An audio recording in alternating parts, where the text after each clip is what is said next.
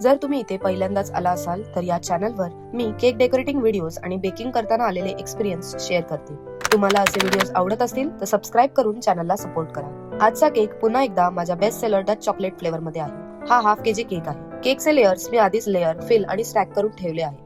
आता आपण फ्रॉस्टिंग सुरू करूया. केक फ्रॉस्ट करण्याची माझी काही खास टेक्निक नाहीये, कारण बेकिंग आणि केक डेकोरेटिंग मी सगळं घरीच शिकले आहे. त्यामुळे माझी स्वतःची एक सिंपल मेथड आहे. मी सर्वात आधी केकचा टॉप पार्ट कव्हर करते आणि त्यानंतर जी क्रीम उरते ती साइड्स वरती स्प्रेड करते. जर गरज वाटली तर पुन्हा क्रीम ऍड करते आणि शेवटी प्लास्टिक स्क्रेपरने साइड्स स्मूथ करून घेते. फ्रॉस्टिंग नेहमी पटकन होईल असं नाहीये. कधी कधी प्रॅक्टिस असतानाही थोडा जास्त वेळ लागू शकतो. या केक मध्येही अगदी तसेच झाले. मला जास्त वेळ लागला कारण क्रीम माझ्याकडून थोडी ओव्हरबीट झाली होती, त्यामुळे मला तिची कन्सिस्टन्सी ऍडजस्ट करावी लागली. उन्हाळ्यामध्ये असं होतं, क्रीम लवकर सॉफ्ट होते. तरीही समहाव क्रीम मॅनेज करून फ्रॉस्टिंग कम्प्लीट केली.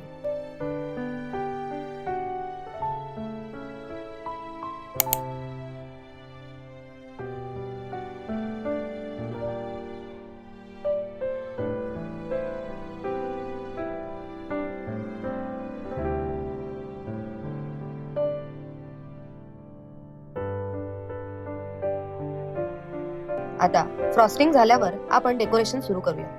सर्वात आधी मी टूथपिकच्या मदतीने हलकासा हार्ट शेप ड्रॉ केला. असं केल्यावर रेड व्हिप क्रीम पाईप करताना शेप मेंटेन करणं सोपं जातं आणि मिस्टेक्स होण्याची शक्यता कमी होते.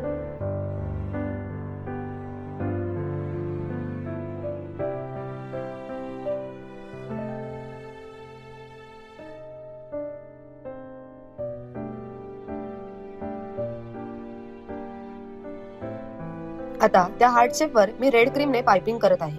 हळूहळू डिझाईन पूर्ण झाली की मस्त हार्ट शेप दिसायला लागतो.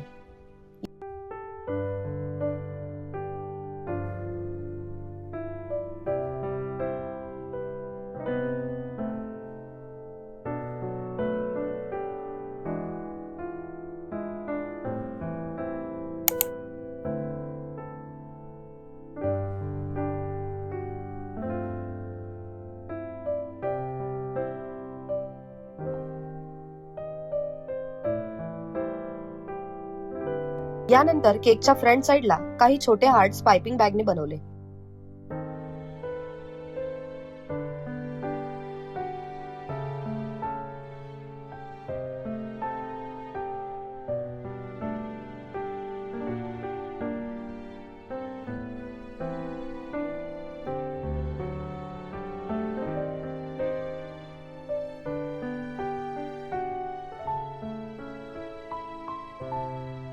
आता हॅपी बर्थडे टॉपर लावायचा आहे. माझ्याकडे खूप सुंदर कर्सिव्ह फॉन्ट मध्ये अॅक्रेलिक टॉपर होता. हा टॉपर आपल्याला केकच्या वरती नाही तर फ्रंट साइडला लावायचा, म्हणून मी त्या टॉपरचा हँडल तोडला आणि फक्त फॉन्ट वापरला.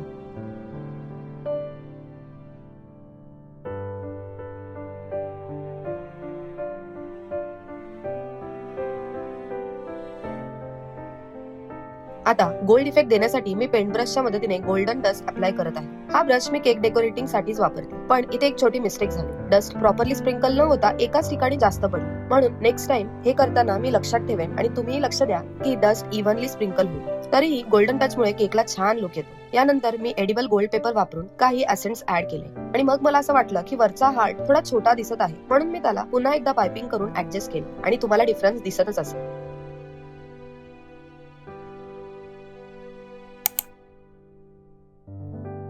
अशा प्रकारे हा केक कम्प्लीट झाला. हा आहे आजचा फायनल डिझाईन. तुम्हाला ही डिझाईन कशी वाटली ते कमेंट्स मध्ये नक्की सांगा आणि तुम्ही बेकर असाल तर ही डिझाईन तुम्ही कशी डेकोरेट कराल तेही सांगा. आणि असे रॉ बेकिंग ब्लॉग्स बघायला आवडत असतील तर व्हिडिओला लाईक करा आणि चॅनलला सबस्क्राईब करा. Okay, bye.